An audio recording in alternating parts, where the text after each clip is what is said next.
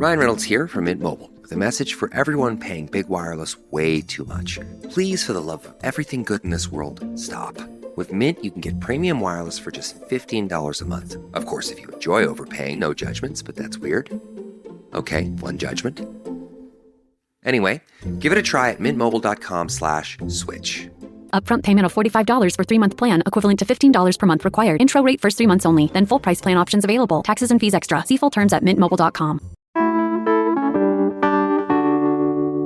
CityCast Portland's 503-day block party is just 3 days away. This Saturday, we're celebrating everything that's great about our city with hopefully all of you in downtown's Ankeny Alley and Southwest 3rd Avenue. There's going to be food, a beer garden, live music, vendors. Also, today's the deadline to enter the Portland Icons Costume Contest, where you dress up as the most iconic Portland person, place, or thing and have a chance at winning prizes and our collective admiration, which got us thinking, like, who and what are the most recognizable Portland icons? So today on CityCast Portland, producers Julia Fiaioni and John Atariani are joining me to rank our top Portland icons. From your Vera Katzes to your waterfront cherry trees, let's see how many arguments we can start. It's Wednesday, April 30th. I'm Claudia Meza, and this is what Portland's talking about.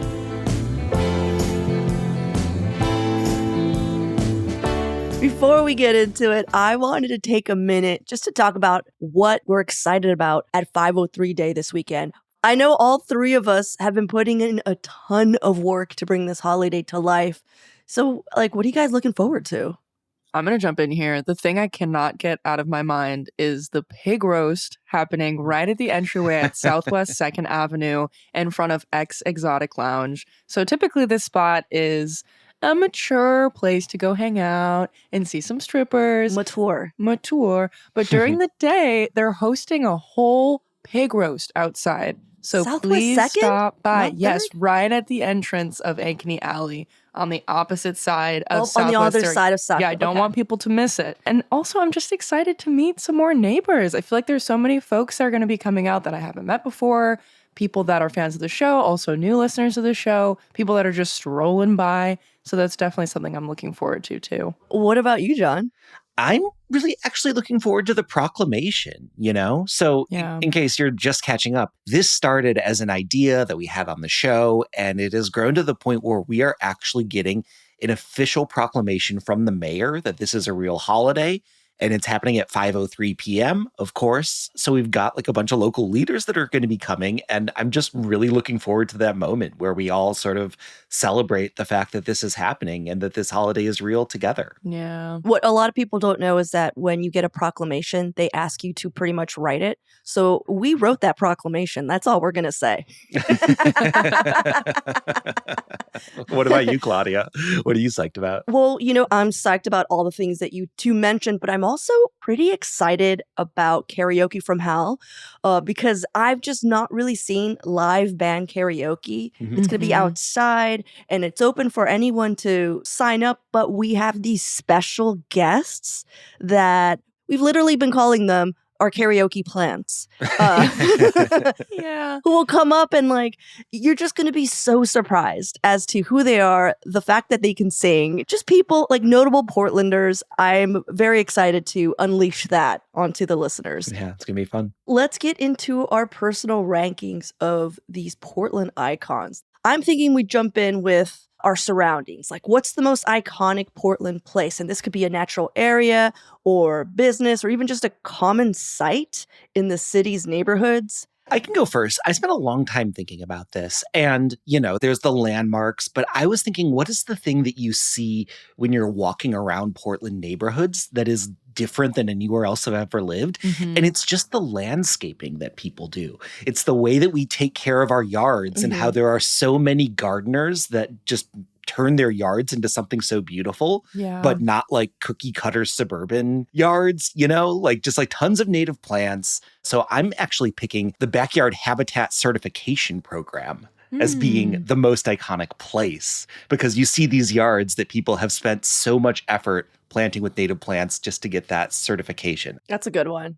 Yeah, that is a great one. My pick is actually just your favorite dive bar. And I think this was something that really became clear to me when I first moved here. And one of my favorites that really, really made me feel like I was in Portland was Roadside Attraction. Yeah. That's still my number one when it comes to places that I feel like, okay, I really want to feel comforted and at home and with folks that are just like enjoying their neighborhood spot. So whatever your favorite dive bar is, I feel like is the most iconic Portland place. That, and also side tangent, wherever the next Pedalpalooza event is passing by. I feel like I could be anywhere in Portland and a whole group of bikers will pass by with music. And I'm like, okay, I'm in Portland. Yeah. I totally relate to that. When I think to my first days in Portland, it's not even necessarily like my house where I feel like I'm in the city. It is hanging out on the patio at the By and By is sort of like my first Portland memory. Mm-hmm. Yeah. Well, mine are the Cascades. Yeah. Yeah. Every single mountain. And I'm Good choice. Yeah, I'm thinking about like when we go hiking, when we do anything, and we're literally at any vantage point, we all look for the mountains. We're all like, there's Mount Hood. Oh, there's St. Helens.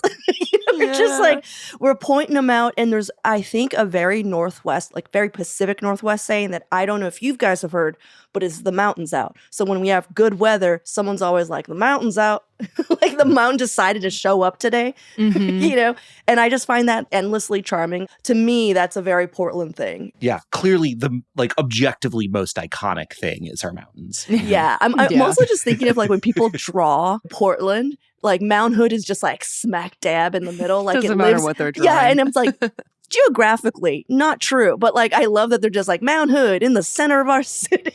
That would be insane. Okay, we're going to take a quick break here. When we come back, we're going to be ranking our most iconic local Portlanders.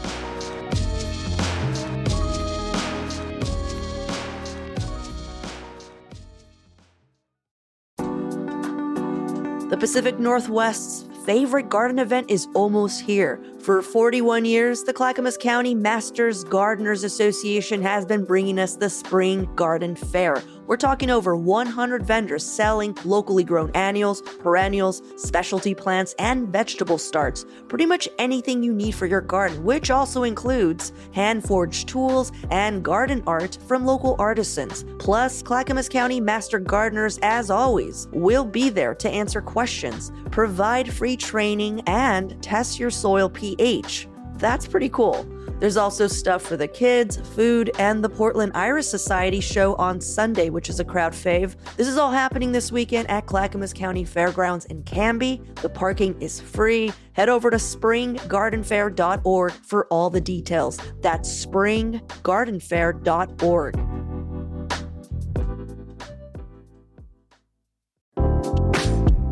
Portland's premier pop culture event is returning to the Oregon Convention Center this September 5th through the 7th. As always, Rose City Comic Con is delivering a fun, family-friendly 3-day celebration of comics, gaming, sci-fi, cosplay, anime, fantasy, and every fandom in between. Also, this year, you can meet the cast of The Goonies in celebration of the film's 40th anniversary. We're talking Corey Feldman, Martha Plimpton, and Sean Astin, to name a few. And who knows, maybe they'll have more info on the much-talked-about Goonies sequel that's in the works. For me, the cosplay competition is easily the highlight of the entire weekend. Just the time and effort that people put into their costumes is amazing. And if you're into shopping, there's the Artist Alley and Maker's Mart, where indie creators sell their wares. Rose City Comic Con isn't just comics. It's a celebration of all that is popular culture. There's quite literally something for everyone. Tickets are on sale now at rosecitycomiccon.com. That's rosecitycomiccon.com. Ready to cement your reputation as the best gift giver in your family or friend circle? Like this Mother's Day, you can give the moms in your life an Aura digital picture frame preloaded with decades of family photos. Aura frames are just a great way to share your life with the people you love most that you just don't get to see as often as you like. Recently, I gave my sister who lives down in Los Angeles an Aura frame, and now I get to see pictures of my niece and nephew, and they get to see all the places I'm traveling to and my life up here in Portland. And the photos, they look like real prints. The frames are beautiful, so everything looks professionally mounted, even though I took the picture with my phone. And also there's unlimited storage, so you can add as many photos and videos as you'd like. Aura right now has a great deal for Mother's Day. For a limited time, our listeners can save on the perfect gift by visiting auraframes.com to get $35 off plus free shipping on their best-selling Carver matte frame. That's the one I have. I can attest it's really nice. That's auraframes.com, promo code CityCast. Support the show by mentioning us at checkout. Terms and conditions apply. All right, guys, what about people who might be known outside our city, but for sure are insanely Portland famous? Like, I'm thinking artists, musicians, or just locals everyone knows. Mhm. Like, who would you consider your most overall iconic local Portlander? I can go first. And let me preface by saying this is not a choice because this person is going to be at 503 Day. That did not factor into my decision making. But I do think that the most iconic Portlander today is the Unipiper, the unicyclist wearing a Darth Vader mask, playing bagpipes in a kilt with fire shooting out of the back of them. It's one of those things where the first time that you encounter it, you're just like, what? That doesn't make any sense. And like, you're a real Portlander when you got to the point where you're like, oh, yeah, the Unipiper. I saw him Yeah. unipiping over Old the bridge. news. Yeah, he's everywhere. I, think about it sometimes, and I saw the Unipiper become the Unipiper, if that makes sense. Like, I remember seeing that dude ride around in his unicycle and slowly start building his shtick, And here's the deal, because he would just do it like in the Central East Side neighborhood. I'm talking about like the years that I was in a band, like this is a long time ago. But I remember him when he brought out the Darth Vader mask and Were there like iterations? Was there like the uniharpist? Was there like the unipiano player? The unifiddle. it was always it was always the pipes. But I just remember everyone being like, yeah, dude, you rock. And I also remember being like, that guy's so weird. And I think there's something so Portland about being like, oh, is that guy okay? To be like, he's our guy. So true. Okay, well, my pick is the now past Darcel 15. I feel like this is such an obvious one. Also goes by the name Walter Cole, oldest performing drag queen ever. Did drag for 56 years, passed away at the age of 92, and was still doing drag at that time. And this was only a couple years ago. But beyond that, they were just an insane LGBTQ rights activist their whole life, born and raised Oregonian. Just a really, really special and important figure in Portland's history. And there's still a place that's up and running, Darcel 15 Showplace in downtown. They reopened recently and they're already doing shows on Friday, Saturday, and Sunday. If you haven't gone yet, I personally haven't. It's in my plans to go and check it out. Yeah, literally iconic in the fact that Walter, aka Darcel, like truly is an institution in Portland in the most literal sense. Yeah. Yeah. I'm also just thinking of people who actually influence culture, and people think of Portland as a haven for the LGBTQ community. And it wasn't. For a very long time, it was not. And it was Darcel's generation. It was Darcel. It was that community that grew from that club that, to me, made Portland what it is now. Yeah. Well, this was a hard question because I feel like every neighborhood has their own iconic Portlander. But I'm going to have to go with Tootie fucking Cole. Most widely known as the singer and bassist of the legendary Portland band Dead Moon. The band she and her husband Fred Cole, no relation to Walter Cole, by the way, founded back in the 80s, and they played up until his death in 2017 because I think she's the living embodiment of Portland's DIY punk and art community. She's helped shepherd so many different eras in our city's music scene. When we interviewed her, and she was our first episode ever, we learned that she's been involved since the 60s, putting on shows, starting bands, record labels, record stores, music shops, you name it, And I think that accepting and creative spirit that our city is known for, not only is it, the queer community that really took hold here, but I also think it came from the counterculture that she helped foster for decades. Yeah. Yeah. And like I mentioned, she was our very first guest. So she's kind of like our show's epigraph of sorts. So it is a slightly selfish choice. I mean, she's a lot cooler than everything that has come after, of course, but she was the Portland that we wanted to represent and continue fostering. Yeah. Yeah. And I think, you talk to people that are in the music community, like when Tootie walks into a room, like Tootie is royalty. You Duh, know? yeah, Like, everyone- you've told stories, Claudia, about like your band playing shows with Tootie, and it's just sort of like There's sets the separate tone. rules. There's There's separate rules for Yeah. Tootie. And the story I think you're referring to, John, is specific. There's many, but the one is my band at the time, Explode into Colors, and what was Dead Moon, I think at that time, which was Pierced Arrows. But we played with them, and it was like a free outdoor show. Because it was a free outdoor show, it was also all ages. No band members were allowed to have alcohol on stage. No, there was actually no alcohol in almost any of the areas, which was for 20-something-year-old Claudia a travesty. To like go on. You know what I mean? Yeah. So I yelled out, "Does anyone have a beer?" And like magic, this tall boy just pushed through the crowd to my hand. And just as I was about to take a sip, one of the people who was putting on the show, you know, one of the coordinators, they just ripped it from my hand. And I was like, oh, but I was like, okay, fine. So we played our show, and then in comes, you know, Dead Moon. And the first thing that freaking Tootie Cole does is she puts a bottle of Jack Daniels and slams it on the front of the stage, almost daring anyone to grab it. Let me tell you, no one fucking grabbed it. And they all took swigs the entire time they were playing. And I remember, you know, being like, whoa, why can they do that? You know, to the same person who ripped my beer. And they were just like, that's fucking Dead Moon. I'm not taking their fucking whiskey. You go down. I'm not going to take her whiskey. I'm like, I get it. Yeah. Tootie freaking Cole.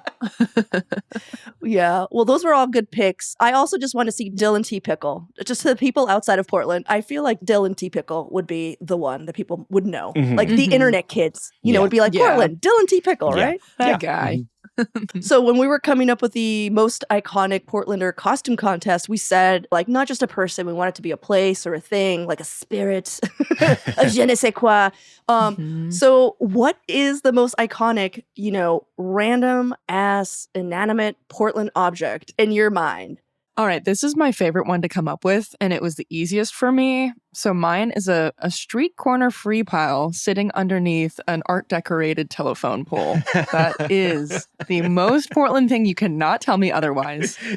And I will say I want to give a quick shout out to Rachel Harms-Mallant. She's the gal that goes to these telephone poles and cuts mini little doors into them that you can open up and see little art galleries and little scenes. So not only are folks dumping free good shit on corners to go and explore and dig through, you can also explore the art throughout these telephone poles. And I think the last time I dug into a free pile, I got this brand new like soy wax candle, and it was exactly the scent that I wanted it to be. So if you haven't yet dug through a free pile, that's your invitation. It's like the Portlander thing to do. And a very easy costume. Yeah. Yes, the free a very pile easy costume. Just a free pile. They're just a free pile. Just a DVD cover of Practical Magic, no DVD inside. There we go. A Scrabble with all the E's missing. Yeah. Chair with a broken leg. Yeah. Uh-huh. Oh, man. What about you, John? I am going with, so I remember when I first started visiting Portland, probably in like 2010 or so, when my friends came out here. And there was one thing that they all had that I had never experienced before in my life. I just didn't even know that this was a thing that existed. And that is rain pants.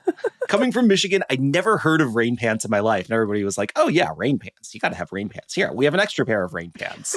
As we were like biking around town when you were 22 years old. On that tip for me, it was the thing that like holds your pant leg closed so it doesn't get chewed up by your chains. Like Yeah. that to me is on par with that. 'Cause it was the first city where I saw that. I mean, bicyclists use it everywhere, especially during the fixie craze. Remember Yeah. that one? Oh yeah. Mhm. I lost a pair of jeans to a fixie. Yeah.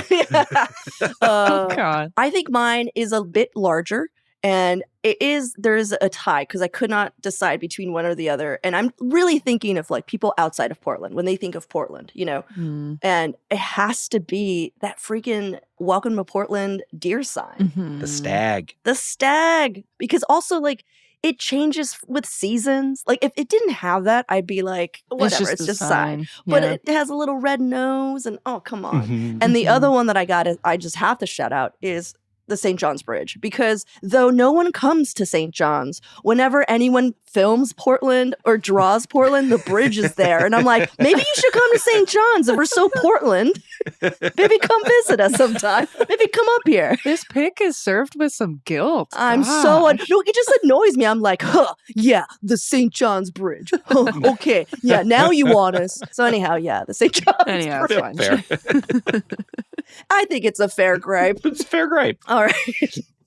I wanted to wrap this up by doing a lightning round, just inspired by some of the activities and stuff that we've programmed for 503 Day. And I just want answers only, no explanations, though, of course, at the end, we could explain ourselves. If we're just like, what? Yeah, I'm going to try hard not to ask for explanations. I said that part out loud for myself. Okay. Fair. Okay. Okay, we're starting the event with a drag story hour hosted by Nicole Anoscopy. Perfect drag name. So what do you think is the children's book with the most Portland vibe? Okay, I'll start. Where the Wild Things Are by Maurice Sendak. That was on my list too. But then I was like, oh, no. It has to be anything by Beverly Cleary, Ramona books. 100%. Yeah. I do want to preface that I hate this book, but I have an explanation and I will refrain from saying it. The Giving Tree. Oh, that's a good one. Again, hate that book. All right. The other thing that we're going to have, which I already spoke of, is karaoke from hell. So curious what you guys think the best Portland karaoke song is. I would say I Will Buy You a New Life by Everclear, which is a Portland band, which I don't think people realize. I think people realize, but no one wanted to claim them. Julia. I know. That's know. You when gotta they moved to claim it. LA, a lot of people said good riddance. That's all I'm going to say. I know. I think it's an ironic fave for me, but Okay. I'm going to stop explaining. Look, we're not here to yuck anyone's musical yum, All right, it's fine. It's but fine. I'm just letting you know why. Okay. John, what about you? New Shoes, I Can't Wait. Iconic 80s classic. Of course, because they're from Boom, here. boom, boom, boom. Yeah. One hit wonder from Portland. Mhm. Mine is, of course, you guys, we've done a show about this. It's Louie Louie. Mm-hmm. Yep. It was the Kingsmen's rendition of Louie Louie that pretty much blew up in the airwaves. It was a bunch of teenagers. She's explaining it. Oh, shit. You're right. Sorry. Not fair. No, not fair. I'm sorry. Oh my God, John. Thank you. All right. We're going all in on tater tots. A lot of people don't understand the tater tot. I feel like it's more of our running joke. Our listeners are like, what is up with the tater? Listen here. Tater tots, okay? So we're going to be giving free tater tot plushies for CityCast Portland members at the event. So if you are a member, you're part of the membership, you're part of our crew, we have some gifts for you. Mm-hmm. Now I'm wondering, what is the best Portland snack aside from the tater tot? Because I think we could all agree that's just the one. Yeah, tater tot and tachos for sure. Yeah, tachos would be at the top of my list. I need to twist this a little bit and go method of food instead of food item itself, which is just food cart anything. Yeah, Just you're Food right. from a food cart is the most Portland. Oh, Mhm. yeah.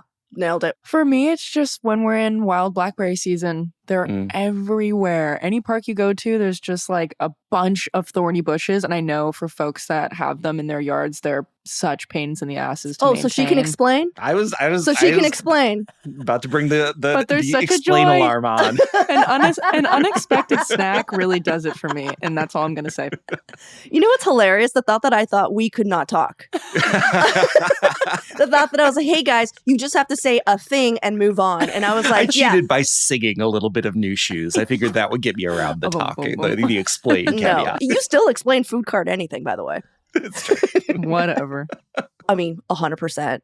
To me, Portland summers are wild blackberries where you find them, Mhm. Same thing with the wild cherry trees. Yeah. On a similar vein, for me, it's free produce from neighbors or friends. From when they have an overgrown garden, they're like, oh my God, my tomatoes exploded. Yeah. Here's 20.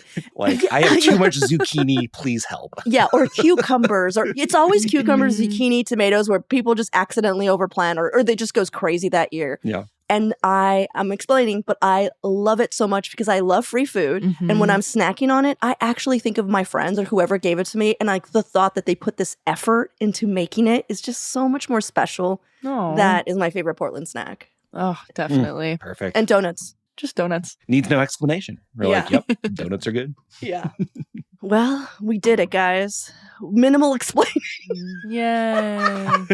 We did it. Yeah, I wanted to thank everyone here for hanging out with me, but also just people listening. I know that you're probably like, if you say 503 Day one more time. Mhm. I want you to understand why it means so much to us. One, because we felt like we all built this together. But two, Yeah. the thought that we're throwing a block party for like all of our neighbors and friends and listeners and fellow Portlanders, we just want to make sure that everyone knows about it. Because if we didn't try our best, if we go and people were like, oh, why didn't you tell me? Heartbreaking if that's No, the you case. can't. You can't be like, well, nobody told me. We just We- don't want you to feel left out. We don't want anyone to miss the party. We've been talking about it for a month. But come on down. Yeah. So yeah, May 3rd, just come down and say hello. Love to meet you. Awesome. We'll see you on Saturday.